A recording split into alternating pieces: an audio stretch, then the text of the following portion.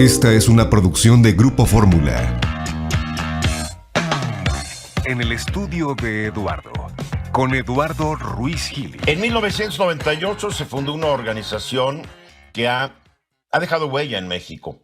Es una organización que se fundó para concientizarnos a todos sobre la necesidad de que se haga justicia en nuestro país, sobre la necesidad de que la gente ya no viva bajo la inseguridad que ha caracterizado a la vida de los mexicanos, por lo menos desde el año 2005-2006. Y me estoy refiriendo a México Unido contra la Delincuencia. Una organización muy interesante que toma posiciones muy claras respecto a las decisiones que los gobiernos de México asumen en lo que a la delincuencia se refiere. Recientemente se pronunció en contra de la presencia de la Guardia Nacional en el metro de la Ciudad de México, diciendo que es injustificable e inadmisible. También se pronunció ante la ola de violencia y el estado de sitio realmente en que cayó la ciudad de Culiacán, en Sinaloa. También se ha pronunciado en contra de que se mantenga la presencia de las Fuerzas Armadas en el país hasta el año 2028. En fin, toma sus posiciones. Uno puede estar o no puede estar de acuerdo con todo lo que diga México Unido contra la Delincuencia, pero que es una organización sumamente activa que le tenemos que estar haciendo caso. Es total, importante y absoluto. A mí me gusta mucho esta organización y esta noche yo le quiero dar la bienvenida a la directora general de México Unido contra la Delincuencia, que es Lisa Sánchez. ¿Cómo estás, Lisa? Encantada, muy buenas noches, Eduardo. Gracias por tenernos por acá y nosotros también muy contentos de platicar contigo. Oye, mucha actividad y obviamente me imagino que los pronunciamientos de ustedes no le caen del todo muy bien a la gente que está hoy a cargo de brindarnos o de tratar de asegurarnos seguridad. Pues efectivamente, pero bueno, siempre ha sido el trabajo de las organizaciones de la sociedad civil vigilar a la autoridad, analizar las decisiones que se están tomando, los resultados e impactos de las políticas que se implementan, y cuando se detecta un área en donde hay posibilidad de mejora o de plano una equivocación que en realidad generaría pues más consecuencias negativas o abonaría a unos procesos negativos, pues eso hay que señalarlo y hay que levantar la voz independientemente pues de que no guste a quien hoy detenta la autoridad, y eso es algo que se tiene que hacer independientemente pues del color del partido de quien esté en el gobierno. Creo que es muy importante aclarar que usted es una organización no partidista, porque el presidente se va generalmente contra las organizaciones no gubernamentales, como es México Unido contra la Delincuencia, diciendo que son representaciones del conservadurismo, de la derecha, de los fifís, de los neoporfiristas, de los traidores a la patria. Creo que ustedes no entran en esa categoría. Por supuesto que no, siempre nos hemos mantenido al margen de la política, pero además hay que decirlo, cuando se han abierto espacios de colaboración para poder hacer avanzar las agendas de seguridad y justicia, se ha trabajado con gobiernos a nivel municipal, estatal y federal de todos los colores, incluidos con representantes del Movimiento de Regeneración Nacional. Yo creo que lo que es muy importante hacer saber acá es justamente que el rol de las organizaciones, además del de ser repositorio de experticia y de poder coadyuvar a las autoridades en la implementación de ciertas acciones, pues también es esa de observación y monitoreo de sus propias decisiones y sus acciones. Y ahí hay que cuidar ese fino balance en donde uno tiene que mantener la independencia para poder señalarlo, pero también poder, pues en algún momento mostrar esa disposición de colaboración constructiva cuando se da. Vivimos épocas muy peligrosas porque están matando a muchos activistas, matan a periodistas, matan a activistas, matan a defensores de los derechos humanos, matan a líderes de organizaciones no gubernamentales que no son bien vistas por el gobierno. ¿Tú en lo personal o la gente de México Unido alguna vez ha tenido algún problema? Pues mira, sobre todo en la era digital de las redes sociales, sí ha habido momentos muy álgidos en donde hemos estado abanderando algunas causas que pueden ser contraintuitivas o no mayoritarias, como el tema de la regulación legal de las drogas, en donde sin duda hemos recibido pues ataques y sobre todo ataques que se diferencian muy bien por género. Fíjate que es sumamente curioso cuando de pronto empiezas a recibir campañas de odio en redes sociales. Ajá. Resulta que los mensajes de odio se acentúan mucho en las mujeres y se diferencian de los que reciben los hombres en el sentido en el que siempre está presente la violencia sexual.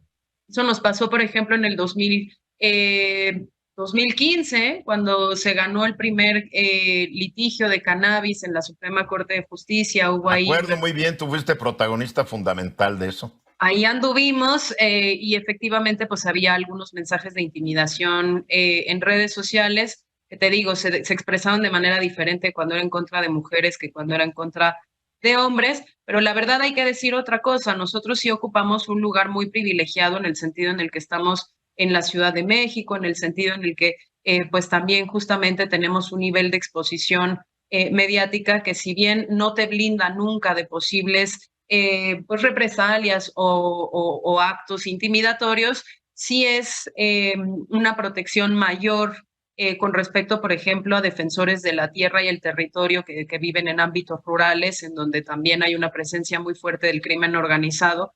Y creo que ahí tenemos que poner justamente pues la luz, ¿no? Alumbrar y visibilizar que la situación que viven sobre todo los colegas periodistas de medios locales, los colegas defensores en el ámbito rural, pues es todavía más álgida de la que podemos vivir nosotros, aunque claro que hay que denunciar sobre todo que estos ataques que se pueden dar desde el poder, encasillando a todas las organizaciones de la sociedad civil como si fueran un ente homogéneo, como si realmente fueran parte de una oposición partidista, reflejo de un conservadurismo social que no deja avanzar o parte de un complot que lo único que quiere es atacar al gobierno, al presidente, pues sí abona a un clima pues no propicio para el desarrollo de las actividades de muchos activistas y de muchos defensores.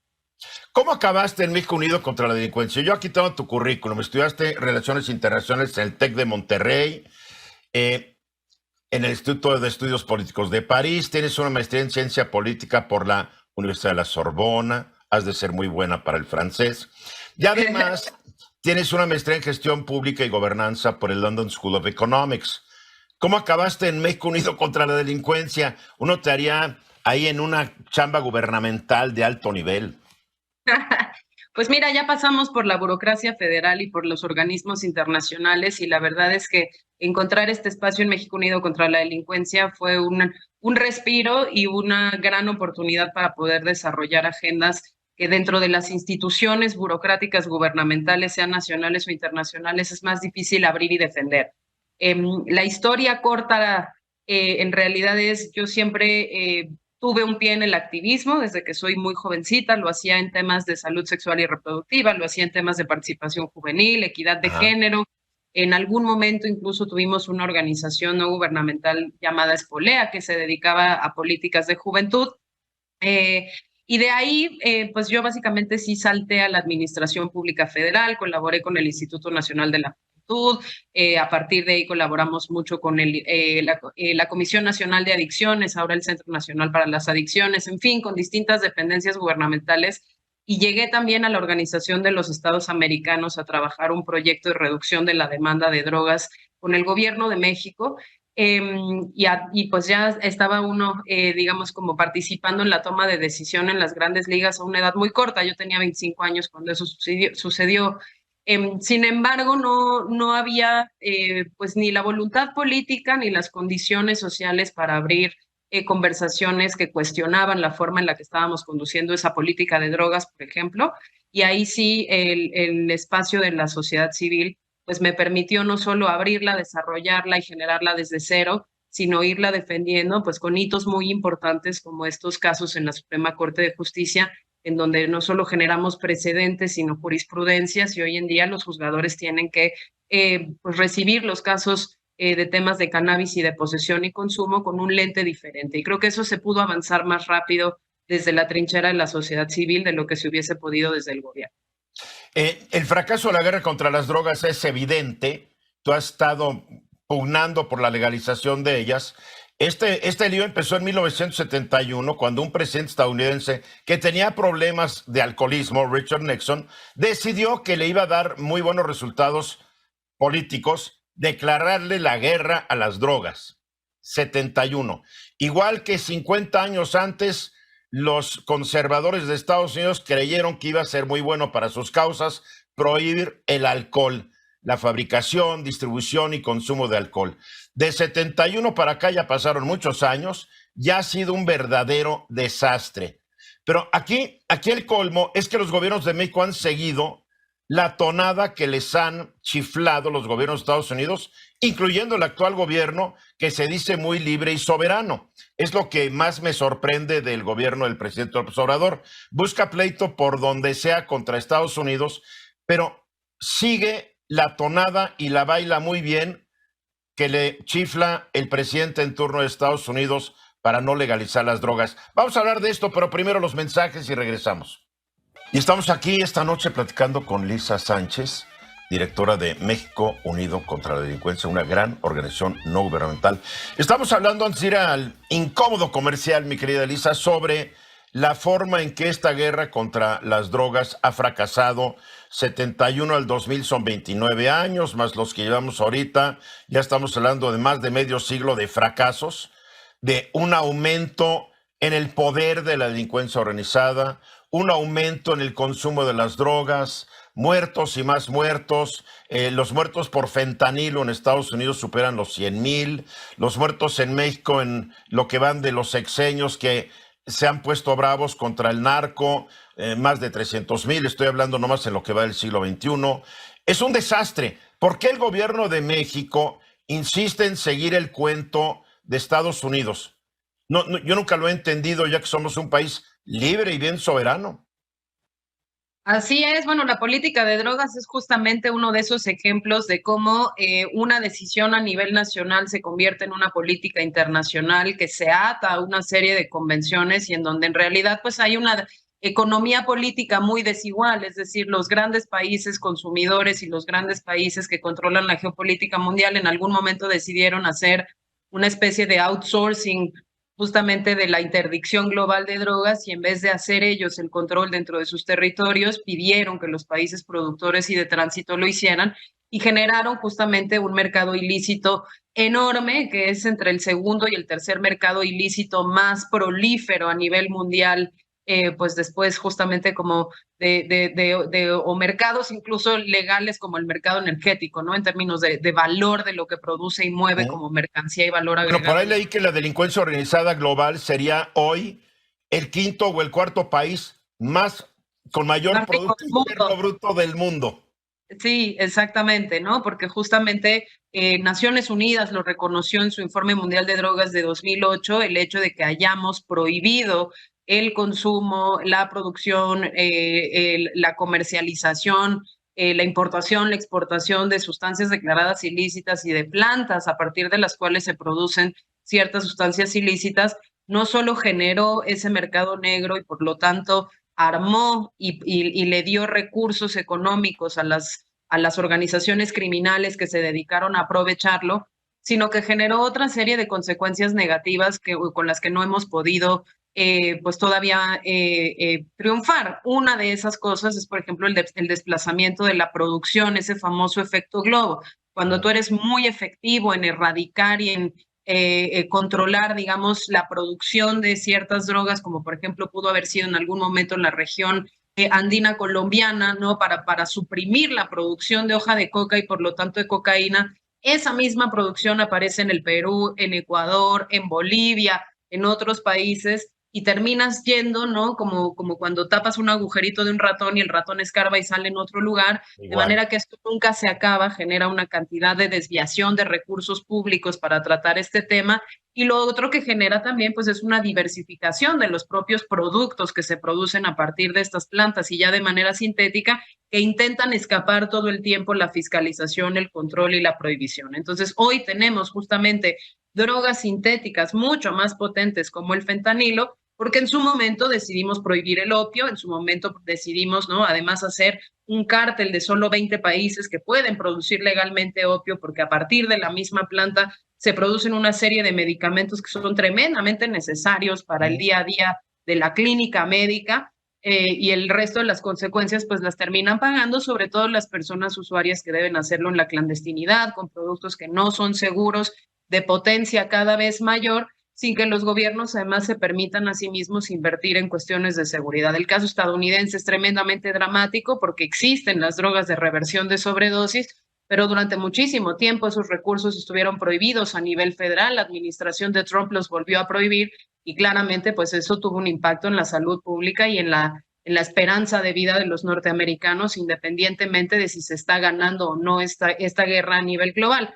Ahora, me decías, ¿por qué México, país soberano, lo ha seguido? Pues simple y sencillamente porque la única vez que lo intentó modificar, que fue durante el gobierno de Lázaro Cárdenas, los estadounidenses le impusieron un bloqueo sobre medicamentos que ya no le dejaron exportar a los estadounidenses para su importación a México, y el tema de las sanciones fue lo suficientemente fuerte como para que no se pero volviese. ya pasaron 90, 80, 90 años y hoy tenemos un presidente que es como Cárdenas, bien soberanista, debería demostrar que él es mejor que Cárdenas y empezar a hacer un cambio, ¿no? Afortunadamente no ha sido el caso con ninguna de las presidencias que hemos tenido, por muchas razones. Creo que una razón sumamente importante es que se confunde la política pública con la moralidad individual. Eso. Entonces nuestros presidentes terminan imponiendo el no estar de acuerdo con el consumo recreativo de sustancias porque les asusta mucho la noción de placer, porque asusta mucho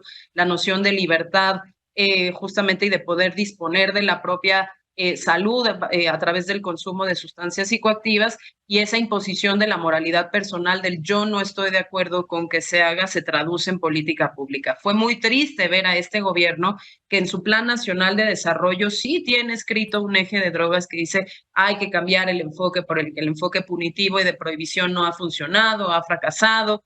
Se había reconocido eso en la Suprema Corte de Justicia, en la entonces senadora que iba para secretaria de Gobernación, Olga Sánchez Cordero, fue la encargada de definir ese eje de acción para un cambio fundamental de enfoque, y verlo luego sacar esta campaña de Juntos por la Paz, en donde está todas estos mensajes de radio y televisión donde dicen con las drogas no hay un lugar feliz, y donde incluso no hay un final feliz, perdón, y donde incluso se compara a las personas usuarias de drogas con nazis, criminales de guerra, desalmados. Se hace el símil de que durante la Segunda Guerra Mundial se deshumanizaba a los soldados así.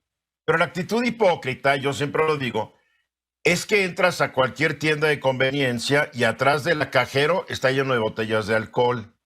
Porque ahora se fueron contra el tabaco y contra los vapers. Yo nomás le quiero recordar al presidente López Obrador que muchos morenistas que yo conozco traen su vapor ilegal y les vale gorro lo que diga el presidente.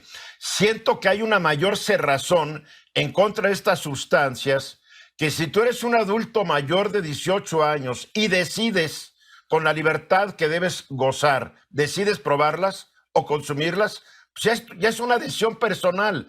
Tú estás aquí recordándonos cómo este gobierno quiere ser nuestro papá. Totalmente, pero además esta distinción que se ha hecho históricamente y que tú mencionabas muy bien, Eduardo, de ser muy permisivos con las drogas legales, que no dejan de ser drogas. El alcohol es una droga y es la más adictiva de todas. Totalmente, y genera unos costos de salud pública tremendos, inconmensurables con respecto no solo al número de consumidores de drogas ilícitas, sino también al daño relativo que pueden generar otras sustancias, por ejemplo, como la cannabis, ¿no? O sea, otras drogas que están ilegalizadas, que le generan a las personas usuarias solo por el uso, independientemente de que lo acusen de posesión o de suministro tal, un riesgo de cárcel de 10 meses a 3 años. Increíble. Y si te acusan de posesión con intención de venta o de haber suministrado de manera ilegal, puedes pasar de entre 10 y 20 años en la cárcel, con penas que son incluso más severas, castigan de manera más severa el tema de drogas que, por ejemplo, las agresiones sexuales contra menores de edad. Increíble. Es increíble, inconcebible, absurdo. Totalmente, es una política que no solo es inefectiva y es paternalista, porque también cierra la posibilidad de que los gobiernos le provean a las personas usuarias la información basada en evidencia para que no solo pueda tomar la decisión de consumirla o no, sino que si decide consumirla pueda saber específicamente qué hacer, a qué señales estar atenta, cómo y dónde poder testear la sustancia que cree que quiere consumir, y estar muy consciente de los riesgos y daños asociados a su consumo, sobre todo cuando este se vuelve consuetudinario, ¿no? Por ahí leí hace algunos años un análisis que decía que la prohibición contra las drogas es un gran negocio para empresas del sector privado y más que nada en Estados Unidos. Y daban casos, a ver, los fabricantes de armas tienen un negocio redondo. Le venden a los policías y le venden a los delincuentes. Digo, no puede haber un mejor negocio, ¿no? A los dos que se den de balazos. El negocio de las cárceles privadas en Estados Unidos, que es un negocio multibillonario, en donde la mayoría de los presos están precisamente por delitos de narcotráfico. El negocio de muchas farmacéuticas que ahora hacen pequeños kits para ver si tus hijos o tus empleados han consumido drogas. Son negocios de miles de millones de dólares que trabajan e influyen sobre los congresistas y los senadores de Estados Unidos para que no se permita el consumo de drogas. Esto siempre acaba siendo una cuestión de intereses económicos. Así es, y también intereses económicos que quieren para sí los gobiernos más poderosos, ¿no? Ahí tenemos justamente el caso de cómo México tiene que seguir prohibiendo la cannabis, mientras en Estados Unidos la mitad de la población ya vive en estados que tienen alguna forma de regulación legal y donde los empresarios y también las entidades locales gubernamentales ya están cobrando impuestos sobre su venta.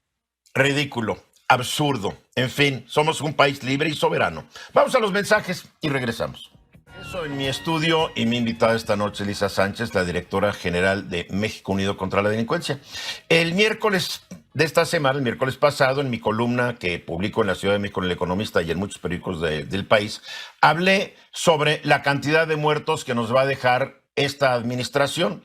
Hice un recuento con base en los datos de México, del Secretariado Ejecutivo de Seguridad Pública, que depende de la Secretaría de Seguridad Pública Ciudadana. Yo uso estos datos porque ahí están.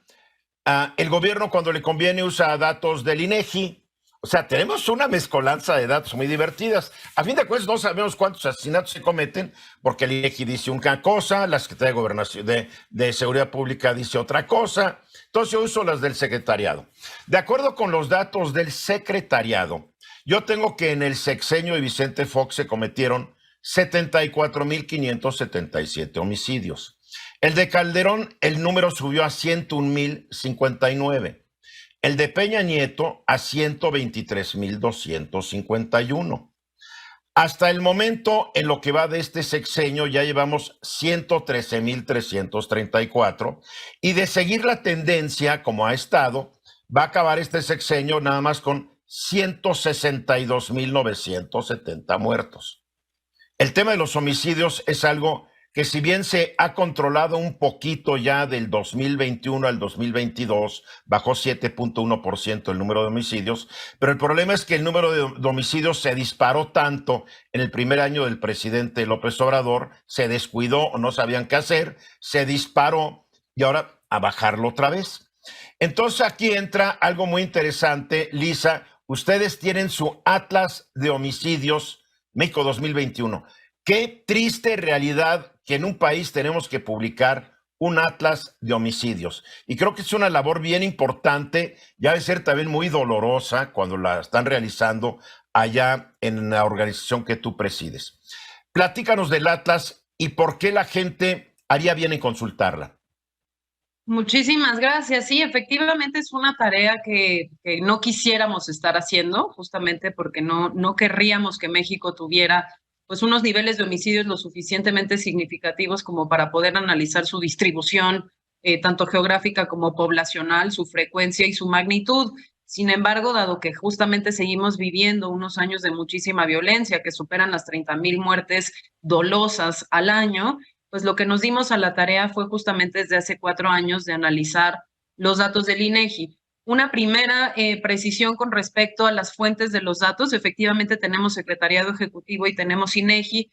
La fuente más exacta es INEGI porque no solo revisa los datos que proveen las fiscalías, sino que también va con las autoridades de salud y revisa las actas de defunción, revisa, digamos, como los informes de los médicos legistas para poder determinar el número de muertes violentas con mayor precisión. La única mala noticia con esos datos es que con todo y el trabajo que ha hecho por acelerar la publicación de los datos, pues estos datos nos llegan de manera preliminar con 6 meses de retraso y luego de manera definitiva con 10 meses de retraso. Yo por eso me baso en las del secretariado, porque me la están dando mensualmente. Ya sé que va a haber correcciones, etcétera, pero me marcan siempre la tendencia.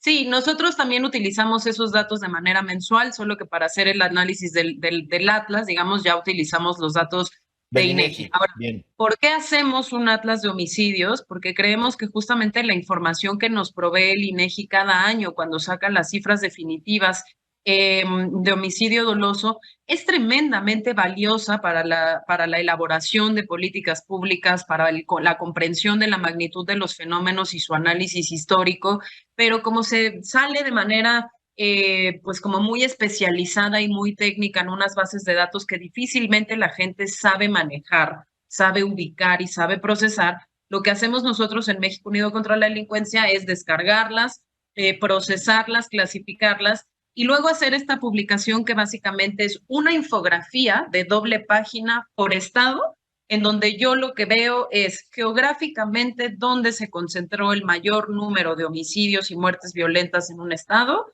analizo esa información y te digo no solo por municipio en donde está concentrado, por región intermunicipal donde está concentrado el fenómeno, sino también quiénes fueron las víctimas de homicidio, es decir, cómo se comportó entre hombres y mujeres, entre grupos de edad y también cómo se realizó o más bien cómo se ejecutó esa muerte violenta, es decir, si fue por arma de fuego, si fue por fuerza corporal, si fue por objeto punzocortante, si se dio en el espacio privado, en las casas habitación, en oficinas, etcétera, o si se dio en el espacio público, de manera... Eso es muy importante para tratar de entender el motivo del crimen, ¿no? Si se da dentro de una casa, me imagino que generalmente es un crimen pasional, un crimen por broncas familiares, la puedes deslindar de lo que es la delincuencia organizada, me imagino. Y tú puedes hacer los cruces sobre todo de quién fue la víctima, por ejemplo, el medio que se utilizó y el lugar en donde se dio ese homicidio, y eso te da pues pistas ya no solo para la investigación del caso particular, que podrías empezar a investigar, por ejemplo, como violencia intrafamiliar, violencia de género o incluso feminicidio, sino que además pues te permite generar políticas de prevención en donde claramente lo que necesitas es acelerar la atención de aquellas personas denunciantes que ya hayan manifestado algún tipo de lesión o agresión en el espacio privado y que tendrías que poder canalizar y referenciar antes de que se den pues este tipo de homicidios, algo que creció mucho durante la pandemia, el homicidio en el espacio privado y sobre todo las víctimas mujeres. Por eso hacemos ese atlas, para que en una página las personas de Aguascalientes, Yucatán, Zacatecas, Michoacán, cada uno de los estados de la República puedan ver en dónde está, quiénes son las víctimas, cuál fue el medio de agresión, cómo se está comportando. Y lo hemos hecho desde el 2018 hasta la fecha, ya también para que podamos tener pues una mínima historicidad y se puedan ir comparando esas infografías y esos mapas para saber cómo está cambiando el fenómeno de la violencia homicida y letal en nuestro país. Ahora, yo veo estos datos y la verdad es que son espeluznantes. La cantidad de homicidios es terrible, pero lo que me preocupa, y me preocupa mucho, es que ya empezamos a ver esto como algo cotidiano. Ya mataron a más. Y creo que ya mucha gente no se pone a pensar, y es lógico que no lo haga, en que cada muerte es una vida humana truncada, es una familia traumatizada, es una persona que podría haber sido productivo para el país que ya no va a producir, son huérfanos que no van a tener papá o mamá que los conduzca en su desarrollo. Se nos olvida, vemos números, mira, llevamos tantos, 160,000 muertos, bueno... alguien, creo que Stalin dijo, no sé cuál de estos líderes populistas hace mucho tiempo, que si tú matas a 2 personas, a 5, la gente se acuerda. Pero si matas a 100,000, la gente ya no se da cuenta. No estamos viviendo ya esa experiencia mental en México donde ya no nos asusta nada ni nos impresiona nada. Pues justamente también por eso hacemos el ejercicio, para evitar la normalización de la violencia y su resignación social, ¿no? Para que sigamos indignándonos y viendo que efectivamente no estamos hablando solo de una cifra, sino que estamos hablando ¿no? Dependiendo, por ejemplo, el estado de una población que está completa y absolutamente en riesgo y que esa población podría ser alguien de nuestra familia o nosotros mismos. Ejemplo es el caso de las mujeres adolescentes en ciertos estados de la República que viven en una mayor proporción la violencia homicida que en otros lugares. Y gran parte de los análisis que nosotros hacemos, además de las representaciones gráficas y en mapa, tiene mucho que ver también con irnos sensibilizando con cuáles son esas dinámicas de violencia letal para no normalizarlas. En este Atlas de Homicidios 2021, por ejemplo, analizamos varios estados en donde esta violencia letal se sale, digamos, de los parámetros promedio, que no, ninguno es normal, pero digamos se sale de manera muy evidente del promedio. Y ahí analizamos, por ejemplo, cuál es el riesgo que enfrentan las infancias, ¿no? Hay estados de México en donde los menores de 14 años están viviendo una violencia letal que no es para nada normal, que no es normalizable y que pone pues a las infancias de estos estados en un riesgo muchísimo mayor de lo que viven las infancias en otros estados o de lo que vive el promedio nacional. Es el caso de Guanajuato, es el caso de Baja California. Pero también nos da otros elementos, Eduardo, que nos permiten, insisto, ir haciendo mejores políticas. En bloques anteriores platicábamos del tema del tráfico de armas. Una de las cosas que hemos encontrado en estos atlas de homicidios es que incluso cuando existe la obligación de que fiscalías y médicos legistas reporten cuando un homicidio fue por arma de fuego, qué tipo de arma se utilizó, qué calibre por lo menos, qué tipo de arma fue, esto solo se registra en el 0.2% de los casos de homicidios con arma de fuego. O sea, no están haciendo lo que deben hacer. Claro, y eso es un área de oportunidad tremenda para la capacitación de estos funcionarios y sobre todo para la comprensión del tipo de mercados de arma de fuego que circulan entre criminales y entre privados e instituciones de seguridad pública y defensa en nuestro país. Oye, y vamos a ir hablando sobre este asunto de los homicidios porque un país se vuelve muy frío y muy brutal cuando hay tanta violencia. Cuando ya no nos espanta nada, después no podemos escandalizarnos cuando nos pase a nosotros, ¿eh? Vamos a los mensajes y regreso con Lisa Sánchez. Estamos aquí de regreso para seguir platicando, ya para concluir nuestra plática, siempre se va muy rápido este programa, con la directora general de México Unido contra la Delincuencia, Lisa Sánchez. Ha trabajado en el gobierno mexicano, ha trabajado en organismos internacionales y acabó trabajando en un lugar donde está haciendo una magnífica labor de concientizarnos a los mexicanos, obviamente a los mexicanos que nos interesa esto y nos debería interesar a todos, sobre lo pernicioso que es el crimen en nuestro país, sobre lo extendido que está. ¿Qué podemos hacer? Porque hemos estado hablando, Lisa, sobre homicidios, sobre el crimen, etcétera, etcétera. Ustedes se manifiestan constantemente a favor o en contra, generalmente en contra de las acciones de los gobiernos mexicanos para combatir a la delincuencia. Pero, ¿qué debe hacer un gobierno mexicano? Porque, obviamente, Vicente Fox, antes Salinas fracasó, Zedillos fracasó, todos han fracasado y la delincuencia organizada y la violencia va creciendo. Claro, nos están presumiendo de que ya no hay tantos robos a casa habitación. Claro, porque los mexicanos hemos puesto barrotes, candados, alarmas en nuestras casas. Que ya no se roban tantos coches. Claro, porque la mayoría de los coches nuevos tienen llaves inteligentes, etcétera, y una bola de dispositivos para que no se los roben. Eso no es gracia del gobierno, eso es los ciudadanos. Nos hemos aprendido a cuidar de la delincuencia.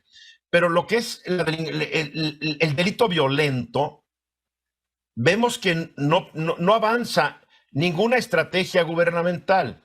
Dentro de todos los estudios que han realizado, ¿hay algo que pudieran hacer nuestros gobernantes federales, estatales y municipales para abatir estos altos índices de violencia y de criminalidad?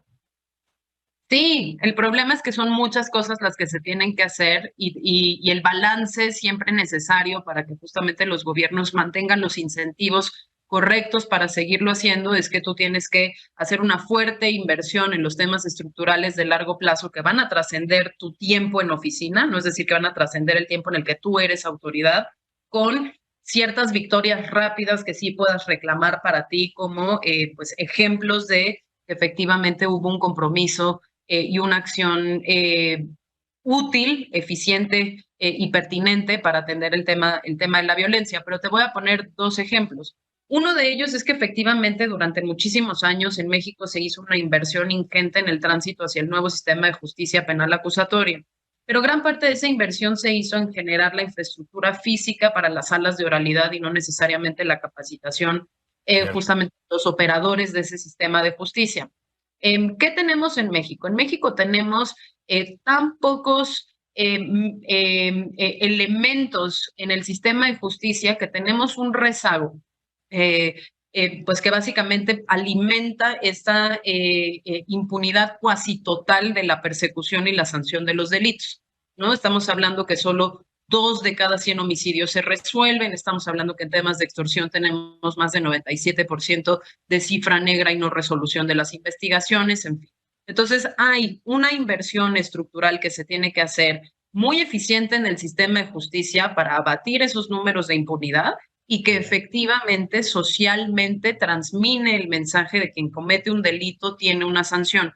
No sirve de nada que todos los políticos nos digan vamos a tener pena de muerte, No sirve. cadena perpetua, estas cosas de que nos digan las cárceles van a ser igualmente terribles que las cárceles en Norteamérica, si la persecución del delito justamente nunca llega o a una investigación y esa investigación nunca llega a una sanción. Pero al mismo tiempo creo que hemos abandonado de manera muy incorrecta el ámbito local, Eduardo, porque nuestra narrativa como país nos ha embebido en que todo nuestro problema de seguridad es de crimen organizado y no es cierto. Todavía la gran mayoría de los delitos siguen siendo delitos del fuero común a nivel territorial y de calle, que son perfectamente investigables y perseguibles con policías municipales y comunitarias y que tienen que ver justo con robo en el transporte, que tienen Qué bueno que mencionas esto, porque cada mes la secretaria de Seguridad Pública Ciudadana le encanta presumir que han bajado los delitos federales.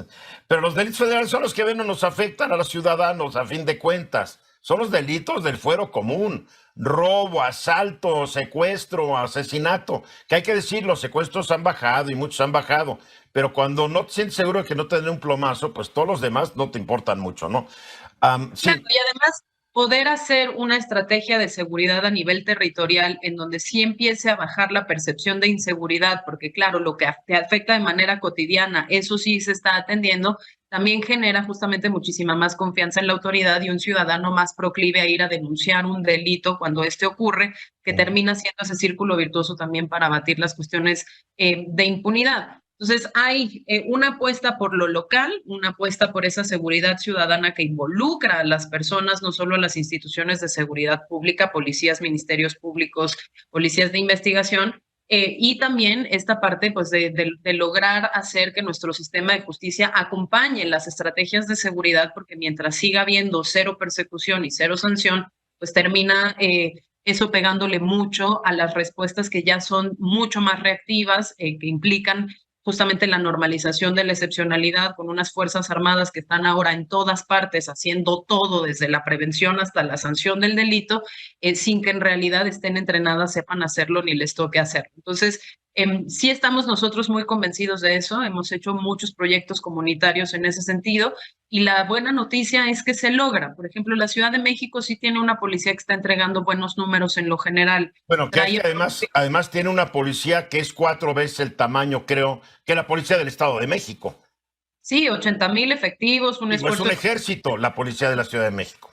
un ejercicio de profesionalización y dignificación de la función policial que es muy interesante. No está libre todavía, digamos, como de disfunciones, pero hay ahí un esfuerzo tremendamente importante y que a la Ciudad de México sí le ha traído reducciones en los delitos de alto impacto de 30% en el acumulado de los últimos 4 años. Es decir, se pueden hacer ese tipo de cosas sin necesidad de recurrir, pues te digo, a estas estrategias ya mucho más reactivas y de inhibición que también tienen un efecto muy importante en la gente. Cuando tú ves convoys militares patrullando, pues piensas que si ellos están ahí es porque genuinamente las cosas están muy mal y termina la gente mucho más asustada de lo que debería estar en lo cotidiano, ¿no? Ahora, pero yo hablo con gobernadores y presidentes municipales y me dicen, cada vez me dan menos dinero, cada vez tengo menos dinero para las tareas de seguridad pública, porque todo se lo está quedando el gobierno federal. Pero el gobierno federal tampoco se puede dar abasto si no delega responsabilidades.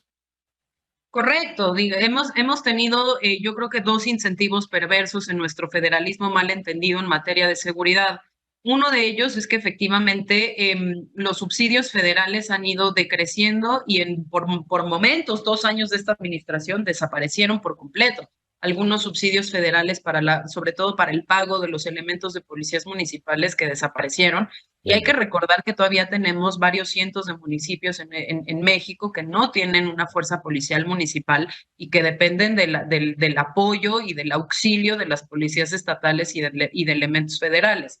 Eso por una parte, pero por el otro lado, también se han ido alimentando en los últimos 20 años un ciclo perverso de vaciar las arcas estatales justo con el tema de militarización.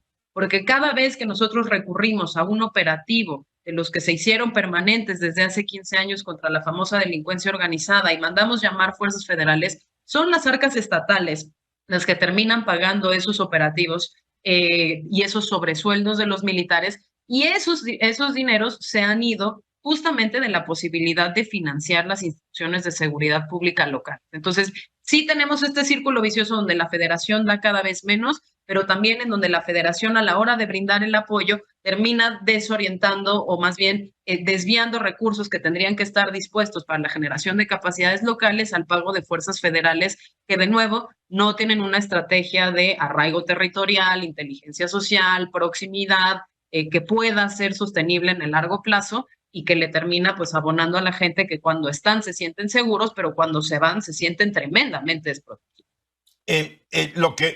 Al oírte casi me quedo convencido de que no hay solución a corto plazo, no hay vocación de que por parte de nuestras autoridades, no es la vocación de cambiar las cosas. Cuando yo leo que en lo que fue el año pasado, el gobierno destinó 373 mil millones de pesos a los subsidios de gasolina y diésel y nada más 330 millones al combate a la delincuencia, pues digo, pues ¿dónde están las prioridades? Yo prefiero que haya inflación, pero seguridad, a que no haya inflación, aunque la hay, con tanta inseguridad.